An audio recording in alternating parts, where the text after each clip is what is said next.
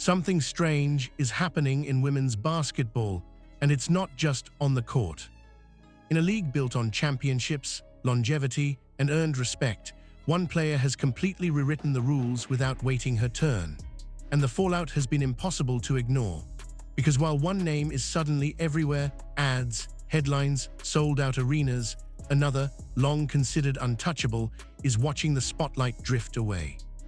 At the center of this shift is Caitlin Clark, a rookie whose presence has pulled women's basketball into conversations it's never consistently owned before. Ratings surged, tickets vanished, brands followed, and when Nike rolled out one of its most aggressive basketball campaigns in years, the message felt loud, even without a single word being said. But here, where things get complicated. Because this wasn't just a marketing moment, it became a mirror, a reflection of how the league is changing, how value is measured now, and how uncomfortable that transition can be for players who built their careers under a completely different system. Veterans weren't replaced, but some felt bypassed, and fans quickly turned business decisions into personal battles. One of those names pulled into the center of the debate is A'ja Wilson, an established star with accolades that speak for themselves. What followed wasn't a single comment or headline, but a growing tension fueled by timing, perception, and online reaction. This isn't a story about jealousy, and it's not about disrespect either. It's about what happens when a sport grows faster than the people inside it expected, and how not everyone lands on their feet when the ground shifts. And what happened next caught everyone off guard. The moment the conversation truly shifted wasn't during a game, a press conference, or even an awards show. It happened quietly through a commercial. When Nike launched its From Anywhere campaign, the rollout felt different from anything women's basketball had seen before. No over-explaining, no heavy narration, just a simple storyline following Caitlin Clark from empty driveways to packed arenas, framed the same way Nike once framed its biggest basketball icons. And that detail mattered. Because Nike doesn't spend at that level by accident. The production value, the packing, the release timing, everything about the campaign signaled long-term intent. This wasn't a short-term hype play. It was a declaration of who Nike believed could carry basketball culture beyond the sport itself. The celebrity appearances weren't random either. Each name connected Clark to a different audience: music, football, comedy, pop culture. That kind of crossover matters in marketing. It turns an athlete into a reference point, not just a player. And in today's sports economy, that distinction is everything. Almost immediately, fans noticed what wasn't happening alongside the campaign. There was no comparable push for other stars, no parallel rollout, no balancing act. And while Nike never publicly explained its strategy, the silence spoke loudly. Online conversations filled the gap, with supporters praising the boldness and critics questioning the imbalance. Some fans framed it as disrespect, others called it overdue evolution. What made the moment more volatile was timing. This campaign didn't arrive after years of professional dominance. It arrived early, before Clark had even fully settled into the league. That challenged the traditional order of how recognition is earned in women's basketball, where success has long been measured by longevity, titles, and patience. But Nike wasn't playing by those rules anymore. They were responding to numbers, ticket sales, viewership spikes, social engagement, cultural relevance, metrics that don't wait for careers to mature, they reward momentum. And once those metrics started tilting in one direction, the industry followed. But that wasn't the full picture. The backlash didn't come from executives or league officials. It came from the space that now drives sports narratives more than press releases ever did: social media. As the campaign gained traction, timelines split almost instantly. Some fans celebrated the visibility women's basketball had been fighting for. Others began asking uncomfortable questions about who was being elevated and who was suddenly invisible. And in that gap between celebration and frustration, interpretation took over. Every post was scrutinized, every caption was analyzed, When Aja Wilson shared content highlighting her own accomplishments and signature shoe, reactions varied wildly.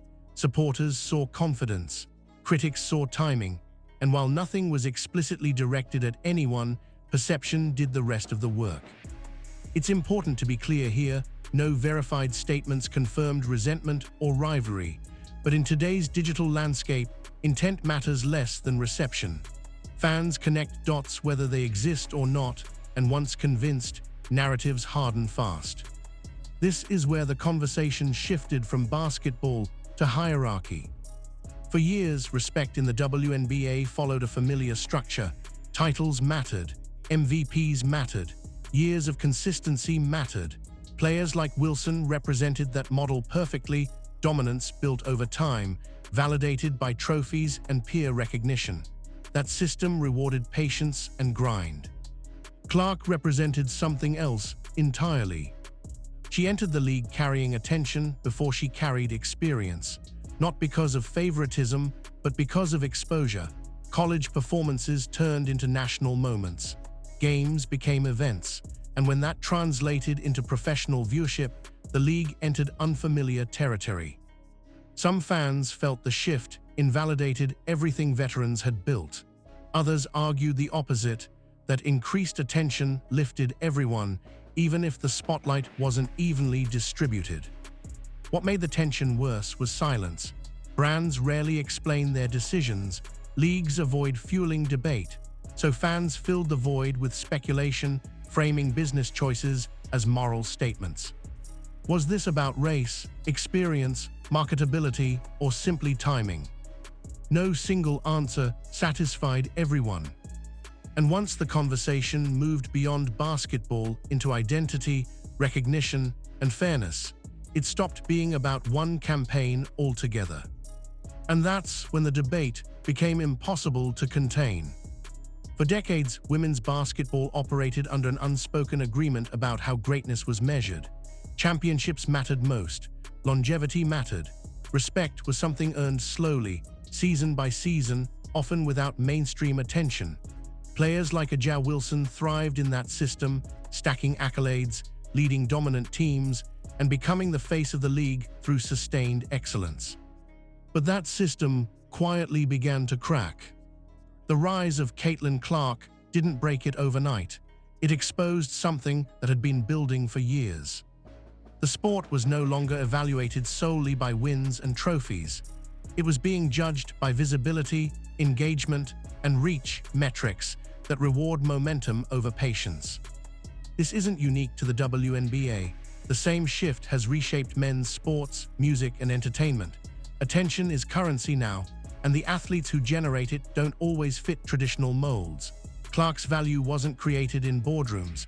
It was created through sold-out arenas, record-breaking broadcasts, and non-stop conversation. The numbers forced decision-makers to respond. That's where discomfort set in.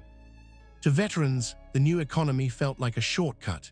Years of grinding through smaller crowds and limited coverage suddenly seemed overshadowed by a rookie whose impact was measured before her resume could grow.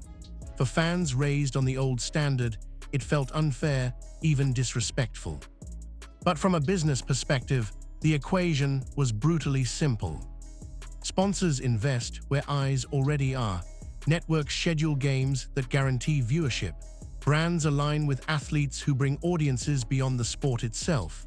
None of those decisions erase past greatness, but they do reorder priority. This created a tension no one wanted to say out loud. Was recognition being redefined too fast? Or had the league simply waited too long to embrace mainstream appeal? Some fans argued that Clark was benefiting from timing, not superiority. Others countered that timing is part of greatness, the ability to arrive when the sport is ready to explode. Neither side was fully wrong. What made this moment volatile was Clark's rise alone. It was the realization that the old path to respect no longer guaranteed visibility. And for players who built their legacy under that promise, the shift felt personal, even if it wasn't meant to be. And what happened next only made that divide sharper. The tension didn't explode because of a press conference or a headline. It grew quietly, post by post, comment by comment, shaped by timing more than words. As Caitlin Clark dominated headlines and brand conversations, veteran players continued doing what they'd always done, posting milestones, celebrating achievements, and engaging with fans. But in a moment this charged, normal behavior started being read differently. When A'ja Wilson shared posts highlighting her resume and signature shoe, reactions split instantly. Some fans saw pride, others saw frustration. And while no post directly referenced Clark, the timing alone invited interpretation. In the algorithm-driven world of sports discourse, timing is subtext. This is where speculation began to snowball. Some fans believed Wilson was pushing back against being overlooked. Others felt she was responding to a system that suddenly valued hype over history. There were also plenty who argued that celebrating your own success should never require justification. None of these interpretations were confirmed, but online, confirmation isn't required for a narrative to take hold. What made it more complicated was silence. Neither player publicly addressed the comparisons. Brands stayed quiet. The league avoided framing it as conflict. That vacuum allowed assumptions to fill the space, and once fans pick a storyline, it spreads faster than any correction ever could. Social media thrives on contrast. Rookie versus veteran, new face versus established star, progress versus respect. Each post became a Rorschach test, revealing more about the audience than the athlete. And because Clark wasn't engaging in the discussion at all, attention naturally shifted to those who were. That imbalance created a perception problem. To some, Wilson looked defensive. To others, she looked ignored. And to critics of the entire discourse, it felt like the conversation had lost perspective altogether. A business shift was being treated like a personal feud. But perception doesn't need proof to feel real. Once fans framed the moment as symbolic, one era rising while another faded, every interaction reinforced that belief. Neutral actions were read as statements, achievements were turned into counters, and nuance was the first casualty. This wasn't about a single post or caption. It was about what happens when a league transitions in public, under a microscope, with no roadmap for how veterans are supposed to respond when the spotlight moves. And just when the conversation seemed stuck online, the numbers started speaking louder than opinions. At some point, debates stop being driven by opinion and start being shaped by data. And in this case, the numbers made the situation impossible to ignore. Games featuring Caitlin Clark weren't just performing well, they were rewriting expectations. Television ratings surged past long-standing benchmarks. Arenas that rarely sold out were suddenly packed. Road games became events. Networks adjusted schedules. Advertisers followed. None of this erased the accomplishments of established stars like A'ja Wilson, but it did something equally disruptive. It reframed value in real time. For years, the WNBA fought for consistent visibility. Players carried the league through seasons with limited coverage, often performing at elite levels without mainstream recognition. Then suddenly, one player's presence changed how the sport was consumed almost overnight. That kind of shift creates whiplash, especially for those who spent their careers pushing uphill. From a business perspective, the response was predictable. Networks prioritize games that guarantee audiences. Sponsors gravitate toward moments that feel cultural, not just competitive. Merchandise sales follow attention, not seniority. None of these decisions require commentary or explanation. They happen quietly, guided by metrics. But fans don't experience metrics quietly. To many, the surge felt like validation of Clark's impact. To others, it felt like the league was finally rewarding popularity over performance. And to veterans, it raised an uncomfortable question. If excellence alone wasn't enough before, why now? That question sat at the heart of the backlash. Because it wasn't about whether Clark deserved attention, it was about what the attention symbolized. A league that once relied on its stars to survive was now being reshaped by one athlete's ability to draw casual viewers, people who didn't follow the WNBA before but showed up now. Some fans celebrated the growth, others feared it came at the cost of respect. And in moments like this, the spotlight becomes a double-edged sword. It elevates the sport, but it also exposes the fractures beneath it. Veterans weren't losing relevance, but the definition of relevance was changing faster than anyone could adjust. That shift didn't stay confined to viewership charts or ticket sales. Because once recognition and revenue enter the conversation, awards and honors become impossible to separate from perception. The conversation reached a new level once recognition entered the picture. Visibility is one thing, awards and public honors are another. And when those started stacking up, the tension that had been simmering finally surfaced. As Caitlin Clark continued to dominate headlines, major outlets began spotlighting her impact beyond the box score. Her influence on ratings, attendance, and national conversation became part of the story. Honors followed, not just for performance, but for cultural impact, and that distinction mattered more than many people realized. To some fans, these recognitions felt earned. They reflected the reality that Clark had brought new eyes to the sport in a way few players ever had. To others, they felt premature, a celebration of momentum rather than mastery. That divide wasn't about one player, it was about what awards were supposed to represent. For veterans like A'ja Wilson, the moment was complicated. Years of dominance had come with fewer headlines, fewer mainstream features, and limited national acknowledgement. So when recognition arrived quickly for a newcomer, it naturally reopened old frustrations about who gets seen and when. Some comments made during this period were broad, emotional, and aimed at larger systems rather than individuals. But online, nuance rarely survives. Fans clipped quotes, intent was debated, and suddenly a conversation about equity and visibility was reframed as personal opposition. That reframing fueled backlash on all sides. Supporters of Clark felt she was being unfairly targeted for circumstances outside her control. Supporters of veterans felt long-standing contributions were being overlooked again. Both sides believed they were defending the sport. What often went missing was context. Awards tied to influence don't diminish competitive greatness, and competitive greatness doesn't automatically translate to cultural reach. The two can coexist, but when they collide during a growth phase, the impact feels personal. This was never just about trophies or rankings.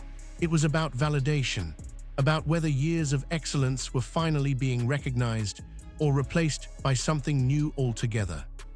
And once money entered the discussion, the emotional temperature rose even higher.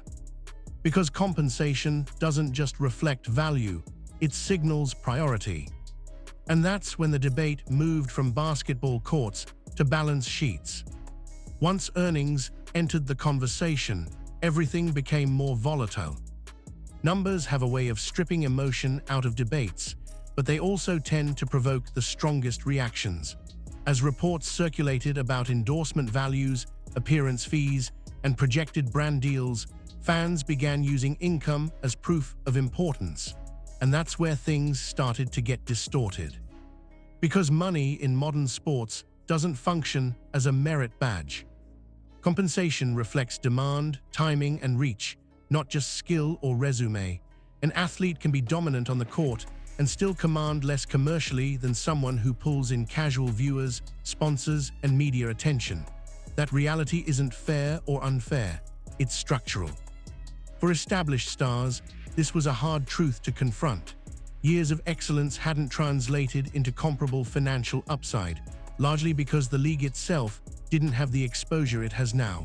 So when a newer player benefited from a suddenly expanded marketplace, it felt like skipping steps, even though those steps never led to the same rewards before. Some public comments during this period were interpreted as comparisons. Claims about earning power, speaking opportunities, and market value circulated online, often without verification. Fans treated speculation as fact and fact as ammunition. But here, what got lost? Brands don't pay athletes to balance history. They pay for outcomes, media attention, engagement, audience growth. An appearance that generates headlines is worth more than one that doesn't, regardless of who's more accomplished. That doesn't mean veterans lack value. It means their value was established in a different era. And eras don't overlap cleanly. What frustrated many fans was the idea that money had become the deciding factor in respect, that financial success was being read as superiority rather than circumstance. Others pushed back, arguing that ignoring the business side of sports had always held the league back. Both sides were reacting to the same discomfort, the realization that women's basketball was finally operating under mainstream rules, with all the inequality and chaos that comes with it. This wasn't about one player taking anything from another. No contracts were revoked, no endorsements were cancelled, but perception made it feel zero-sum. And perception, once again, drove the narrative faster than reality. By the time the dust settled, the debate wasn't really about money anymore. It was about identity, about who represents the league now, and whether there's room for more than one face at the top. And that question still doesn't have a clean answer. By this point, it should have been clear that this wasn't really about two players at all. It was about eras colliding in real time. For most of its history, the WNBA existed in a space where greatness didn't guarantee visibility. Stars built legacies knowing the spotlight might never fully arrive. Players like A'ja Wilson became elite under those conditions, dominating quietly, earning respect internally, and carrying the league through years when attention was limited. Then, the environment changed. When Caitlin Clark entered the picture, she didn't just bring skill. She arrived at the exact moment the league was ready to be consumed differently. Streaming habits had shifted. Social media amplification was stronger. Networks were finally willing to take risks. The audience was waiting, even if no one fully realized it yet. That timing created an uncomfortable truth.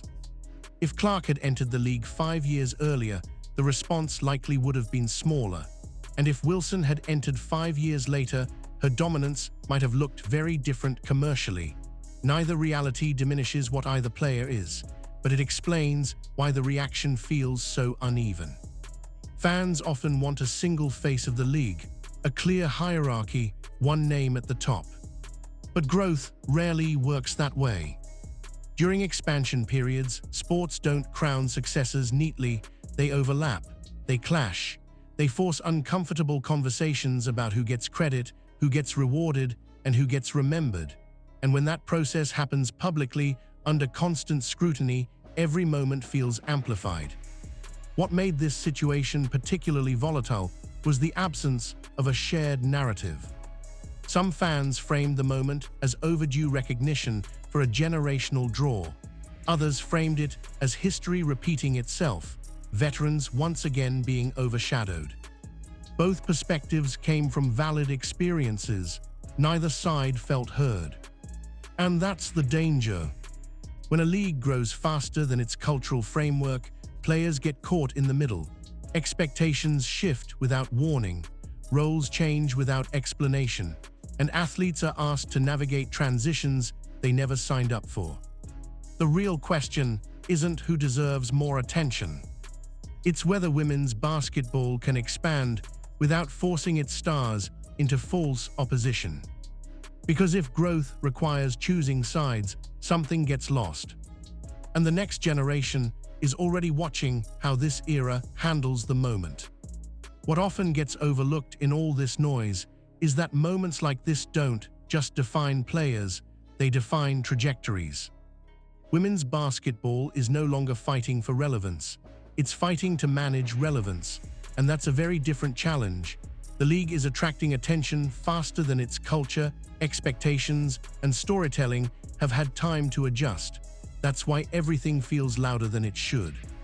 For players who built the league through quieter years, the adjustment is jarring. Recognition used to come slowly, if at all. Now it arrives suddenly, unevenly, and sometimes without context, that shift can feel less like progress and more like erasure, even when it is. For newer stars like Caitlin Clark, the pressure runs in the opposite direction. Attention isn't a reward, it's a weight. Every appearance becomes symbolic, every achievement gets framed as a statement, and every success is treated like a referendum on the entire league. That's not a position most rookies are prepared for.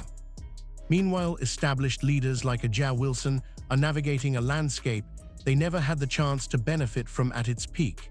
Their greatness is undeniable, but the rules changed after they already mastered the game. And history shows that when systems shift midstream, resentment isn't personal, it's structural. The danger moving forward isn't rivalry. It's oversimplification. When fans reduce complex growth into sides, they miss the opportunity to demand better systems instead of better villains. The league doesn't need fewer stars. It needs clearer storytelling, broader marketing lanes, and room for multiple narratives to exist at once. Because growth doesn't come from replacing faces, it comes from expanding the frame. This era will be remembered not for who won the attention battle, but for how the league handled its first true moment of mainstream relevance. Whether it learned to support veterans while elevating newcomers, or allowed comparison to fracture progress. And the answer to that question won't be decided by one campaign, one season, or one player. It will be decided by what happens next, when the spotlight gets even brighter and there's nowhere left to hide. By the time the noise fades, this moment won't be remembered for ads, posts, or online arguments. It will be remembered for what it exposed. Women's basketball didn't suddenly become divided, it became visible. And visibility has a way of revealing tensions that were always there, just hidden by lack of attention. The clash wasn't between personalities, it was between timelines, between players who carried the league when few were watching and a new star arriving right as the world finally tuned in. Caitlin Clark didn't break the system, she arrived when the system was ready to change. And A'ja Wilson didn't lose relevance, she became a symbol of how much excellence went underappreciated for years. Both realities can exist at the same time, even if social media refuses to allow nuance. That's the uncomfortable truth fans often avoid. Growth doesn't feel fair in real time, it never has. When attention expands quickly, it concentrates before it distributes. Someone becomes the entry point, someone else feels overlooked, and suddenly progress feels personal. But the real risk is that one player gets too much shine. It's that the conversation gets stuck there.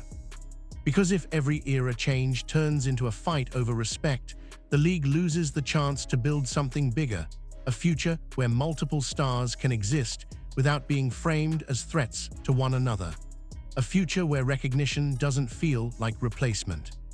This moment is a test, not of players, but of fans, media, and the league itself. Will women's basketball grow by comparison and conflict?